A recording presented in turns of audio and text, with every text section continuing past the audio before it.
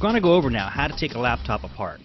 Now, I've taken apart many laptops, and though they differ from model to model, they seem to follow a general theme, and I'm going to go through my procedure for what I believe is the most efficient way to get the laptops apart. And this applies mainly if you have to get down to the motherboard level. The first thing I do is I pull the battery out. You don't want to have any charge in the laptop when you're working on it. Second, I'll start pulling out components one by one. Components that I can get to easily and that will be able to be removed so they're not connected to the motherboard, like the CD drive,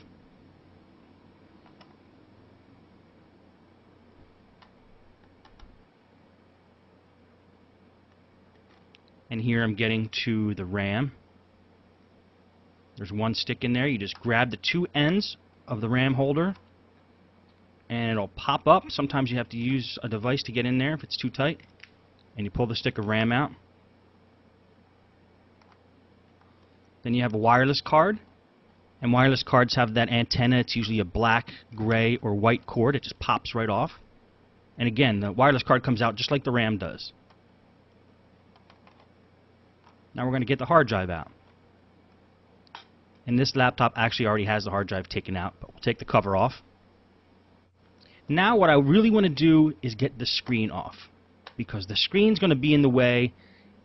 I want to remove it from the equation. To get to the screen in most laptops, you have to take this cover off, and that gives you access to both the keyboard and the screen.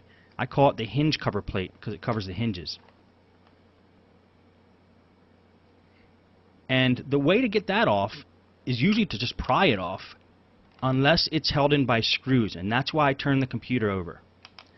I'm going to remove any screw that appears like it's directly under the hinge cover plate that could be fastening it on, because I've pried that hinge cover plate off in the past and sometimes it's screwed in from the bottom and it breaks. So rule number one, if you have to force anything off of these laptops, stop what you're doing. It's probably going to break. So I just play it safe and remove all the screws that could possibly be holding that hinge cover plate on. And the only way I'll be able to tell is when I go to attempt to take the hinge cover plate off. So just lining it up. I lined up how big that hinge cover plate is, and I'm just removing any screw that's directly under that. And this computer actually has a lot of them. Most computers don't have this many screws directly under the hinge cover plate.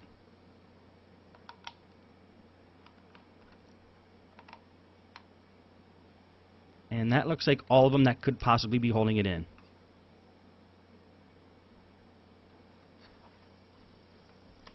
So now we flip it over, open it back up again, and now we attempt to remove the hinge cover plate, knowing that any screw that could possibly be holding it in is removed. And one way to get to it is to push down the keys and pry under the keys, being careful not to damage the keys when you do that.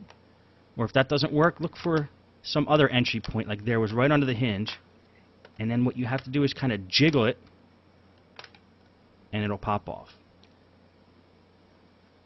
Now we have access to the keyboard, and it's going to take the 4 screws off that are holding the keyboard on.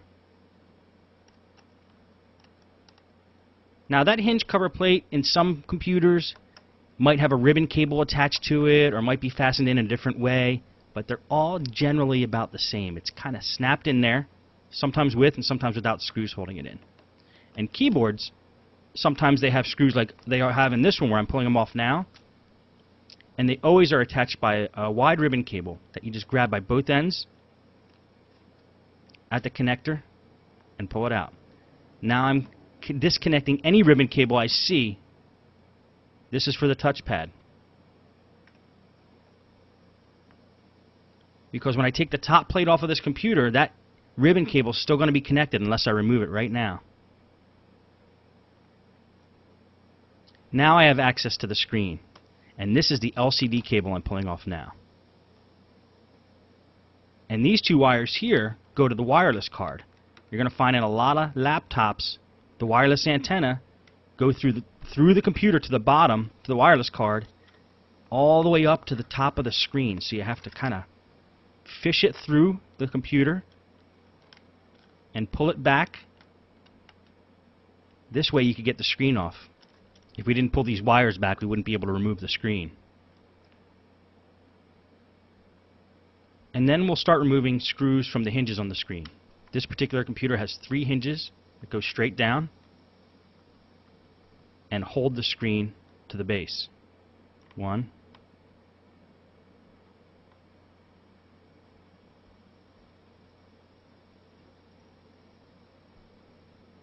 and they're on pretty tight, which is a good thing. You want these screws to be tight on a computer because these are the ones that are holding the screen on.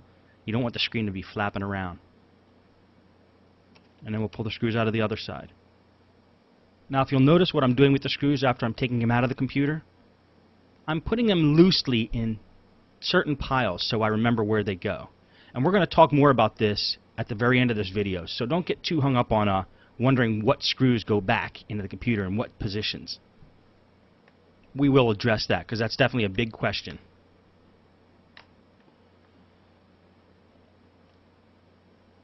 Now the screen should come right up after we pull out this last screw.